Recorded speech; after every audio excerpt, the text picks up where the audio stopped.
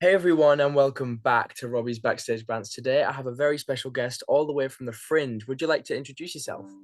Yes, I am Katie Kopajtic. I am from Edinburgh currently, but by way of New York City. And I'm here to do a 2-week run with my show, Modern Witches. Which is really exciting. I've been reading up lots about it now. Probably the best place to start is the journey of the show. So, what has been the journey of Modern Witches so far? Well, I started writing it in 2019 after. So, Modern Witches is about queer relationship anxiety, Virginia Woolf, and witchcraft. And I started writing it as I was going through my own sort of crisis of commitment, which I think a lot of people can relate to within my partnership with the person who's actually now I am married to, and she is running the show. She is the stage manager. So Oh, we've come a long way since I started writing the awesome. show. Yeah, and the show has evolved greatly. So as I was writing that, I was also trying to create something about Virginia Woolf because my sister, who is an academic scholar of Woolf, said, "Hey, you kind of look like her. Maybe that should be your next solo show." Because I was like, okay, yeah, no problem. That's easy. Thanks for that little brain worm that wouldn't leave me alone. Oh, So then I was like combining, like, how could I do a Virginia Woolf show? I'm going through all this stuff.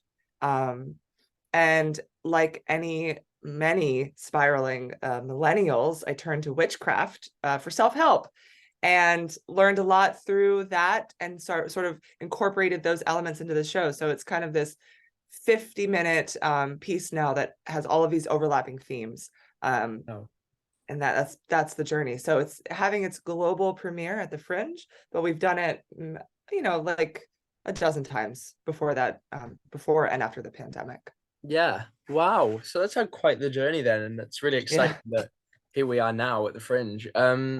So I mean, as you sort of mentioned the sparks of things, but how did your main Mhm. ideas come about for this? So there is a lot to work with in Virginia Woolf's writing. She, as everyone knows, if you know anything about her, she was a very prolific lyricist in her work. So her writing is very creative, it's very sharp, and it often has a call to action, especially the essay "A Room of One's Own." There's a big call to action with that one, and the the thesis of it is if a woman doesn't have a space to express whatever is going on with her creatively, she might get labeled as a witch and outcast. Like there's like a passage in there where Virginia Woolf says all that. So that kind of became the foundation for the play. Every time, oh right, I didn't mention this. So my character in the play is an actor, and she's making a self-tape as Virginia Woolf. And she, in projecting herself onto this mythos of a famous dead person, is avoiding her own issues of commitment and her relationship anxiety, Yeah. whether or not to settle down. So as she's trying to make this self-tape, things keep interrupting her, and she gets closer and closer to finishing it. It kind of acts like an invocation of Woolf's spirit, and that's how we bring in all like the witchcraft elements. Yeah. So to kind of go back, because I think you asked about like how it came together, right? Yeah. Or the play. Yeah, it's really using Woolf's actual text as the foundation, and then overlapping with this lesser known writer of the era. It's a very like the thing, the show, yes, it seems very literature heavy. Of course, we're going to go to the book festival today and like flyer there, but Yeah. there is something for everybody. And there's this other author named Sylvia Townsend Warner who also wrote, not like Virginia Woolf, but she was queer and she was of the same era. She may have rubbed shoulders with Bloomsbury, and she wrote this book called Lolly Willows, which is about a woman. It's a satire about a woman who doesn't have children. She lives with her brother's family. She takes care of his kids. And then she decides to move to the country when she's 47. And she finally has a life of her own as she slowly becomes a witch. And it's meant to be funny, but it's thematically very similar to A Room of One's Own. So in addition to pulling from Virginia Woolf's well-known work, I also pull from this lesser-known Sylvia Townsend Warner work, which Ah, encapsulates the whole theme of the play, or my intentions with it, which is to have this feminist show that intentionally like moves the spotlight to lesser-known people and characters and women, and because I think that's an accurate representation of how historically so many stories go untold, especially with women's stories, and especially as it relates to people who were burned at the stake, often here in Edinburgh. So yeah, it's all very appropriate. absolutely. It links in perfectly. Um, Now it can't have been easy doing all of this. So, what was your hardest challenge, and how did you overcome that challenge? Yeah. So I'd say there's a twofold answer. The first challenge is being Virginia Woolf is like, playing any kind of legend comes with a lot of weight and responsibility. And I sort of tricked I found a way to wiggle out of that one by making the character be an actor playing Mhm. her. So like, for a UK audience especially, I am not pretending to be Virginia Woolf. It is me pretending to be her. So it's like forgiven, right? Like this is intentionally imperfect. So that was like one way I kind of wriggled out of that challenge. But then there's the emotional challenge of the play itself. For a while, for my wife and I, was, not super triggering, but triggering enough that it like brought up the period of time in which, this was before we were married, Mm. the period of time in which I took a long walk, and I moved in with my sister, and I explored other directions and people, and it was very painful, very, very much, very yeah. It's not something it's not a period of time we talk about a lot, except Yeah. until now. So in the first iterations of Modern Witches, when we had recovered, we were in a good place, but the play was still like a little bit of a reminder of that headspace that I was in. So Hmm. that was like, I think probably more challenging for her, but in our own way, we've each evolved out of it, and now it's like this totally it's this totally separate entity from our lives, which feels really good. Amazing. That is Yeah. amazing. And it's so good that you guys have sort of gotten to this point now where it is unsure, but it's in a way that it's comfortable for everyone, which is also really important. Um, Yeah. Now this obviously must have a special place in your heart, but what makes the place so special? Um, what makes the play so special? I think it's so I'm talking about it. So I have to like put my I have to bring my ego out, which is uncomfortable, but that's fine. I think what makes the play special is that, number one, it's multimedia. So I'm using the actual recording of Virginia Woolf's voice. It's the only recording we have. I'm using pre-made character videos delivered through TikTok, YouTube. I'm using Siri text calls to create this, to bring technology into the space to deliver all of these different witchy characters. So it's not just me, Yeah. doing like a perfect character clown show. It's like me doing in other ways, bringing all of these witches to life. And I think that's interesting. I think it's special because an audience, I am aware of an audience experience, and I know that you get sleepy, you get fidgety, you get you sometimes lean back in your seat, even when a show is really good. I like a show that doesn't let an audience settle onto any image. So like there's no more than 6 minutes at a time until something on stage changes aesthetically that gives you something different to look at. I always joke that when there's a whole TikTok scene, and that comes, like maybe midway through the show, and I always joke that it's like everybody's like movie break, like when a substitute teacher like has a movie for the class. And so all the kids are like, yes, like we can just relax and like watch the screen for a few minutes and then go back. Like, I'm not saying that screen time is important in theater, but it is dynamic. And I think that's really cool and different. And then like special highbrow, it's important to see flawed queer characters that are stumbling and bumbling, where there's no great joy, there's no great trauma or pain, which are very important things to explore, of course.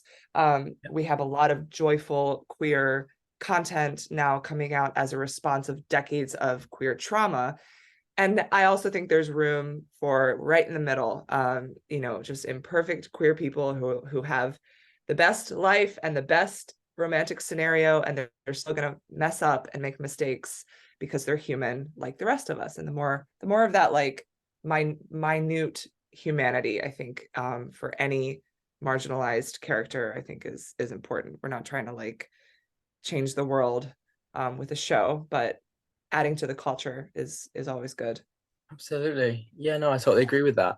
Um, this show has come from New York, as you said, that you've brought this across.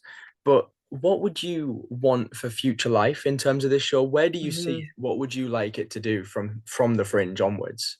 Yeah, well, getting here, it's like this reminder that everyone's kind of got their shows in a suitcase and they're going to London Vaults Festival or Adelaide Fringe or Edmonton Fringe. You start to like remember, especially after COVID, I'm starting to remember like what people do with shows. And I would love to see this produced on a higher scale, with a little more.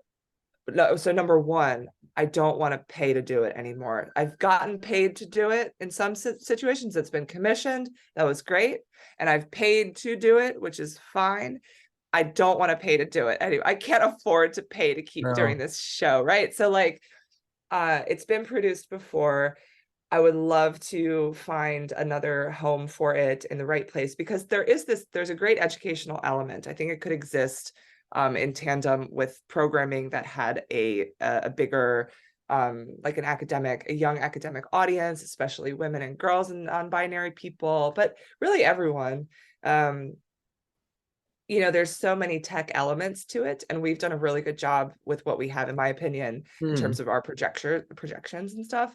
I think it would be really neat to see a another producing entity to collaborate with somebody that could really bring the Yeah. space to life, in a very, just a higher budget way, to see how we could. Right now we have Virginia Woolf's Ghost. She's a projection, and in her own way, and there's so many ways that a ghost could appear on stage that we don't have the capacity to make happen. No. Those are sort of the pipe, the like dream big scenarios that Yeah. that I think of. Yeah. I think that would work nicely. I mean, when you said about educational, them productions that tour around schools in the country would be ideal. Something along the lines of that, where you would do a full tour at Yeah. different educational venues and with a Right. higher budget would be great. I would absolutely love to see that.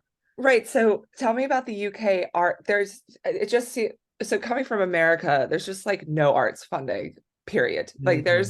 there's nothing. And it's a very small bucket, and it's usually reserved for people that are already famous and on their way. Like they're the ones that keep getting arts funding. It's fine. This is not tea. It's just a known fact. And No. I'm just wondering, like, it does seem like in the UK and elsewhere, there's still a little bit of a value placed on art and artists. Yeah, So, um, I'm not so sure. I think yeah, there is some arts funding, as hmm, following COVID as well. That was yeah, a big deal, needing to hmm, get that back out.